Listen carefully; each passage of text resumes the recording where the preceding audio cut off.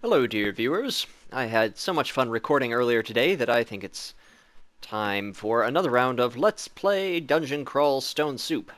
I'm just going to do a quick sort of one-off wanderer run before I go to bed while I'm waiting for the melatonin to kick in and wind down.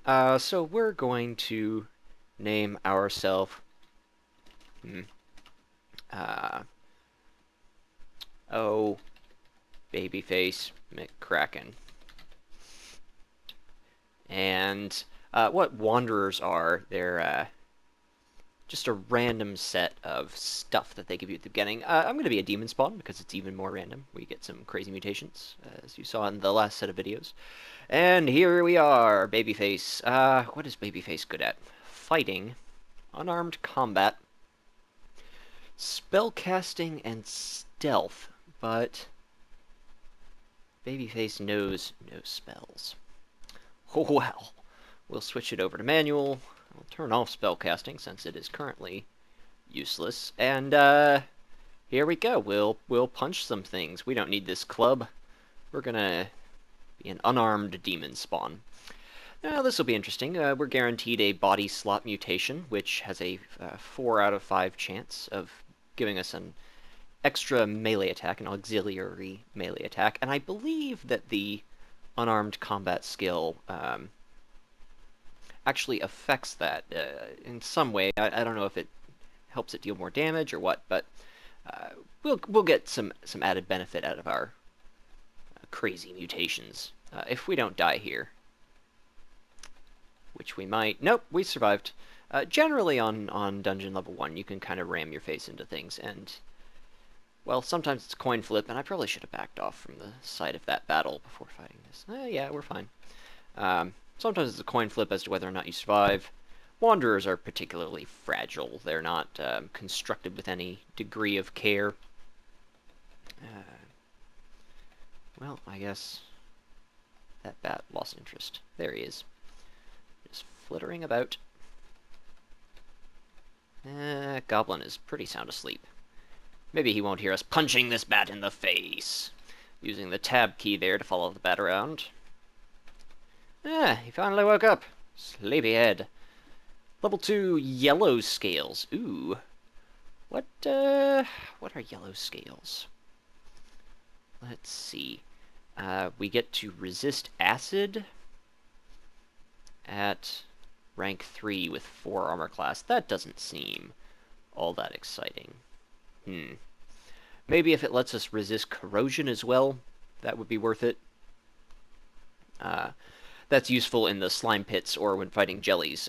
They can corrode your equipment and reduce its usually damage bonus, sometimes its accuracy bonus, or the armor class value, enchantment value of your armor. Unless you have artifacts, which cannot be changed by any means, period, short of sacrificing it to a god. I think there are a couple of gods that you can sacrifice items to. Nemelek Zobe, the trickster god, and I think Alivalon, the healing god. They both appreciate getting rid of evil. Well, Alivalon gets rid of evil artifacts and items.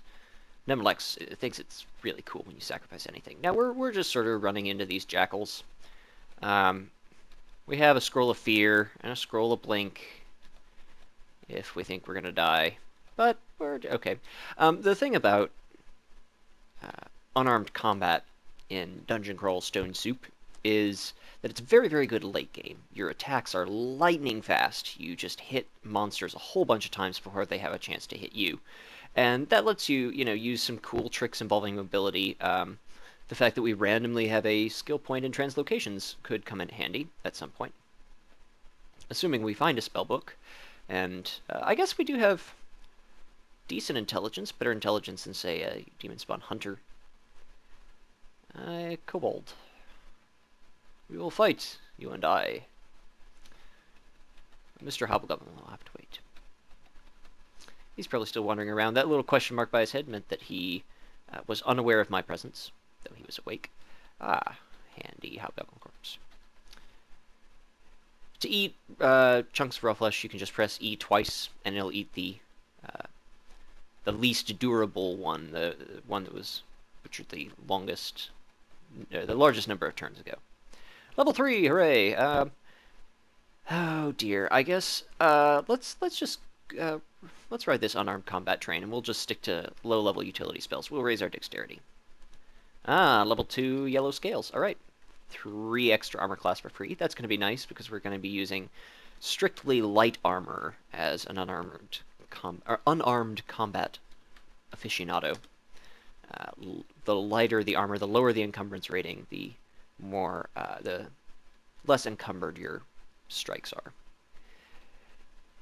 Ijib is a very, very weak, unique. I should have read you his description. Well, too late now. He's gone.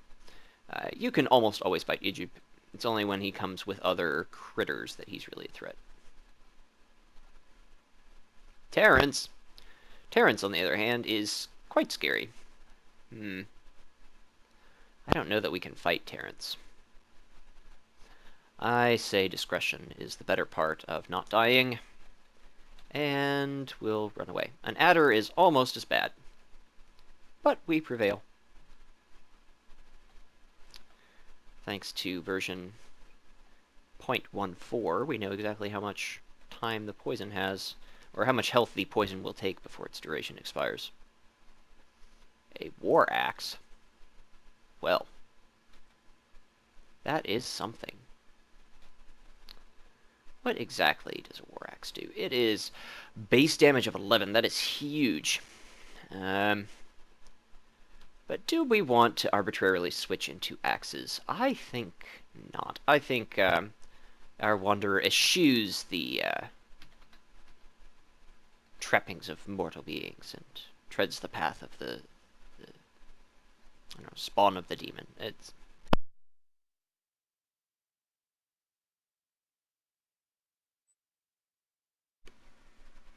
There's a hand axe, a baby brother of the war axe we found.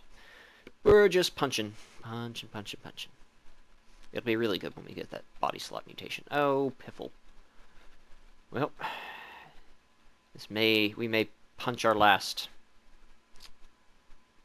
Potion of Curing. Good. Aha, level 4. Pair of Horns! Our body slot mutation. We should mow through things more quickly now. Plus our unarmed combat became quite a bit better. The early ranks of skills are the most important because they provide a proportional to the strength of the monsters you are fighting, a much larger bonus now than at any other point in the game. That's why it's generally accepted that you train one skill specifically for the first few levels, whatever skill is related to your damage. So for me, it's unarmed combat, and it also means running away from that ogre. No suitable missiles. We can quiver this dagger and throw it at the ogre. It does nothing. What if we quiver this club and throw it at the ogre? That also does nothing. Well, the path of a wanderer is a risky one. We're going to drink a potion. Oh, it's a potion of paralysis. And we die. Alas, alack. Such ends Babyface McCracken. Died to an ogre.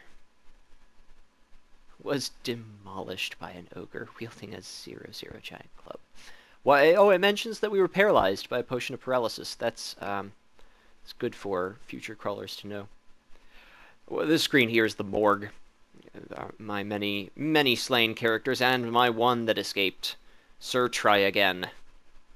He was a gargoyle fighter. I've had a lot of success with gargoyle fighters. I may make my next video one of them. They are quite powerful right off the bat, and they stay powerful. But that, my dear viewers, is a story for another time.